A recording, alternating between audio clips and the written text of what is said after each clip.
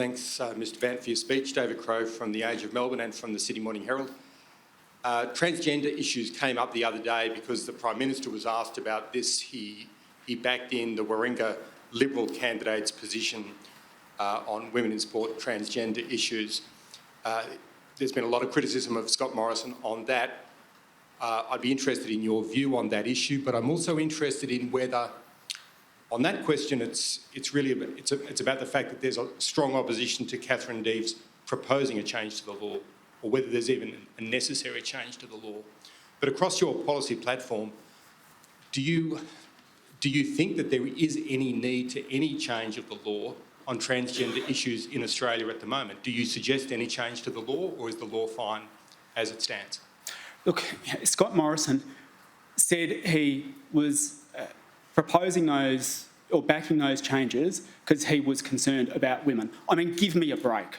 Like Scott Morrison, who has routinely turned his back on women who have come forward with some of the most serious allegations, and he's refused to investigate and then refused to tell the Parliament what is going on. And he's turned a blind eye to activities by his ministers and refused to lift the minimum wage in a way that would help women, and left domestic violence services struggling to meet their funding. Now says he pretends to care about women. Give me a break.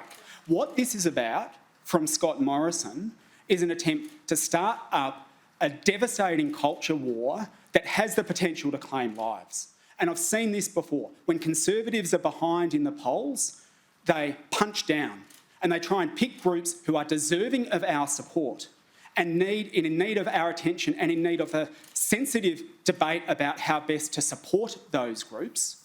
Instead, he tries to weaponise it and turn it into a culture war. I will not be joining the Prime Minister in trying to prosecute a culture war when lives are at stake. Amongst young transgender people, nearly half of them have reported attempted suicide. We should be having a debate, if we're having a debate at all in this country, about how to support them, but trans rights are non-negotiable for the Greens, and that is crystal clear. And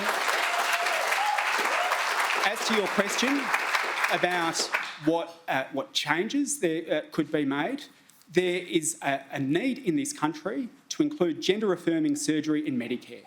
That is one thing that would make a big difference. But at this moment, can I say this? Having lived through the marriage equality debate, where people reported back to me that what they felt like and what they heard was their very right to exist being debated in Parliament, we cannot afford another one of those. We cannot afford another one of those. People's right to exist should not be the fodder of political election campaigns. Trans people deserve our support.